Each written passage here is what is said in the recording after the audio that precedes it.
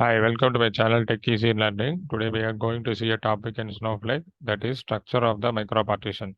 So far we have seen about what is micropartition, advantages and benefits of the micropartition. What is micropartition? In Snowflake, data is stored in the form of continuous unit, that is the micropartition.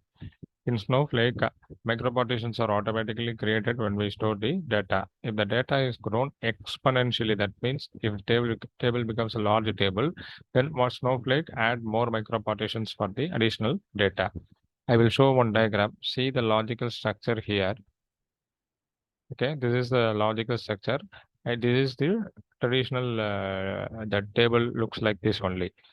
The type, name, country, these are all the various columns we are going to have in a table. Okay, and back what here there are around 24 rows in the table. This is how the structure looks in all databases.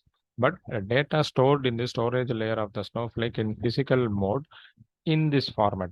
Here, the physical structure, how we store the data in the where that micropartition in the Snowflake, it looks like this only. Okay, it is in columnar format. Okay, each micropartition contains 6 rows. You can easily see here. Each micropartition contains 6 rows. This row stored like this in the columnar format. 1, 2, 3, 4, 5, 6. 6 rows are stored here. And in second micropartition, 7 to 12, and third, 13 to 15. Likewise, the data is stored like this only, in this format only. Okay. Each MP contains 6 rows, and MP size is in between 50 to 500 MB, which are all uniformly sized. Okay, which are all uniformly sized.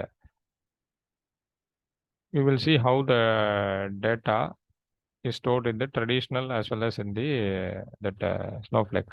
Here on the left hand side, we can see that how the data is stored in the traditional databases. Here, columnar in traditional system, records are stored in the row format. The entire row is stored as one block. However, in columnar storage, each column is stored as a separate block. Here, the entire row is one block. Here, each column is a separate block. This is the diagram is represent the columnar storage. Okay. If you see the micropartition, this is how the micropartition looks, which contains the header and the file. File header consists of the minimum value, maximum value, and the distinct value. And the exact file contains the data. Okay. This is the way how the micropartition looks. It is around 50 to 500 MB. When the data exceeds the limit in the micropartition, a new micropartition will be created. It won't exceed that 500 MB. Okay.